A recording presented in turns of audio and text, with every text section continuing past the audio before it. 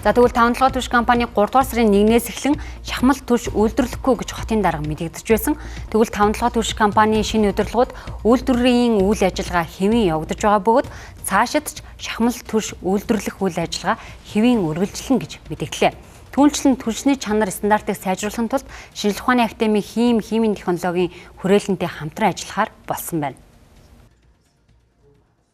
Нийслэлийн өмчөж шилжсэн 5-7 түвш компани эрдэмтдтэй хамтран шинэ технологиор шахмал түвш үйлдвэрлэхээр зорилт тавин Шинжлэх ухааны академийн хим технологийн хүрээлэнгийн эрдэмтдтэй 2 жилийн хугацаатай судалгаа шинжилгээ хийхээр санамж бичиг үзгэллээ.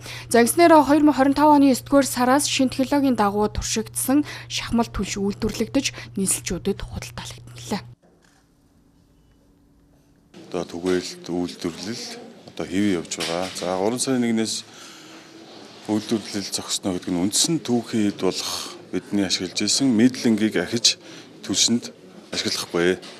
Тэгэхээр бид нөгөө талбай дээр бас тодорхой хэмжээний нөөцтэй байсан. Энэ нөөцөө энэ жилийн гаралгааны удирдлагыг дуустал ингээд ашиглаад явна. Шинээр одоо мэдлэнг татан авалтаа зогсоосон гэсэн үг. Ирэх 9 сарын 15-наас бид шинэ бүтээгдэхүүнтэй гаралгааны удирдлагад орно гэсэн үг. Ер нь энэ яг энэ сайжруулсан энэ одоо шинэ түвшний түвших энэ асуудлыг бол бид нэр 2 жилийн өмнөөс эхэлж ярьж эхэлж байсан. Яг өнөөдөр одоо үндсэн биелээ болоод 5 түвш энэ компанитайгаа хамтраад энэ технологийн асуудлыг одоо наривчлан цааш нь хийх, одоо бүтээгдэхүүнийг үйлдвэрлэх, турших, одоо туршина гэдэг чинь зөвхөн тухайн түвш хийсэн энэ шинэ түвш маань хэр зэрэг болсон бэ? Чанарын хувьд нь ямар шухан бэ? Аюулгүй байна гэдгийг шатгах ийм ажиллагааг бол хийж гүйцэтгэв.